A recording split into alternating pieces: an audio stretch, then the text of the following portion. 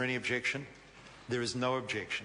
Question number 2, the Leader of the Opposition, David Shearer. Thank you, Mr. Speaker. To the Prime Minister, does he stand by all his statements? The Right Honourable Prime Minister. Mr. Speaker, yes. The Leader of the Opposition. Does he stand by his statement when asked last night how to stop Kiwi mums and dads on selling their shares to foreign investors that, quote, the answer to that question is you can't or wouldn't want to stop them? And if so, why doesn't he think it's important to have Kiwis owning shares rather than foreigners? The Right Honourable Prime Minister. Mr. Speaker, yes. The Leader of the Opposition. Given his statement, yes, we will lose the dividend flow, but the dividend flow is pretty equal to the borrowing cost. Has he read the Treasury advice that shows that New Zealand will be worse off by selling assets by about $100 million in lost dividend flow, and does he think that is insignificant? The Right Honourable Prime Mr. Minister. Speaker, yes. The Leader of the Opposition. Order. It is insignificant. What is the current 10-year bond rate to the nearest percent? The Right Honourable Prime Minister. Mr. Speaker, I haven't looked at it recently, but it'll be in the order of about 4 or 5%. The Leader of the Opposition. When, if ever, did the New Zealand government borrow at a rate of about 20%? The Right Honourable Prime Mr. Minister. Speaker, under Labor probably, and there would have been times where they could never borrow, because I've seen times where the bond market was closed to the New Zealand government. The Leader of the Opposition. Point of order. Point of order has been called. Stating that the current 10-year bond rate is actually 3.38%.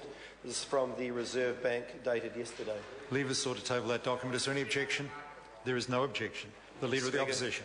Is he aware that the number of Contact shareholders has reduced from 225,000 to just 78,000 since its sale, and now just 0.03% of shareholders, that's about 20, own 75% of the shares? And why did he say last night that those retail investors who bought shares when it was sold, for the most part, held on to their shares? The Right Honourable Prime Minister. Well, Mr. Speaker, I have great news for the member.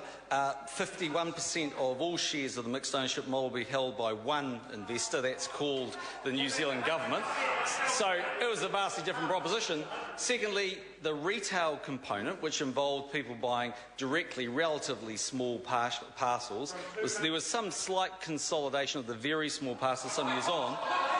But for the purpose of the member's education, let me read from Patrick Smelly. One of the less defensible criticisms of the Keys government partial privatisation plan has been regular reference to Contact Energy as an example of a privatised company which lost control to foreigners. Yet nothing could be further from the truth. The reality of Contact share registers, it remains possibly the most widely held share by domestic New Zealand investors. 11 years on from the float, in fact, Contact shareholders have shown a high degree of loyalty to the company, to the extent that EME's attempts to take 100% were roundly rebuffed in the early 2000s.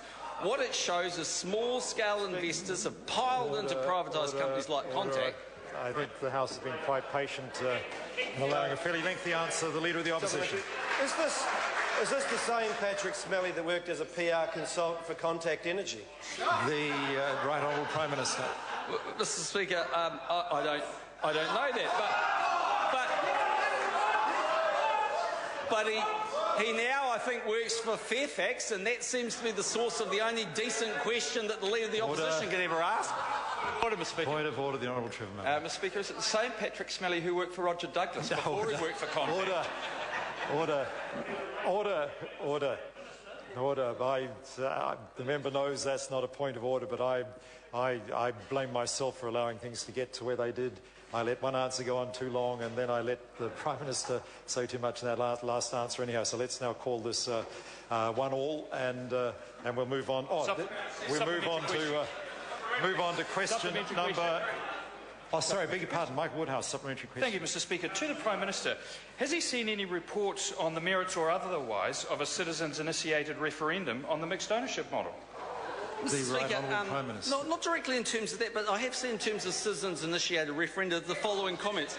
From Grant Robinson, who was asked whether they should be legally binding, he said no, because governments can't take issues one at a time. You always have to balance the issues together. We have a representative democracy people can choose. From Kevin Haig, when he was asked whether they should be legally binding, almost all of the outcomes of citizens-initiated referenda in New Zealand have been hard to interpret because the questions have been loaded, confusing or misleading.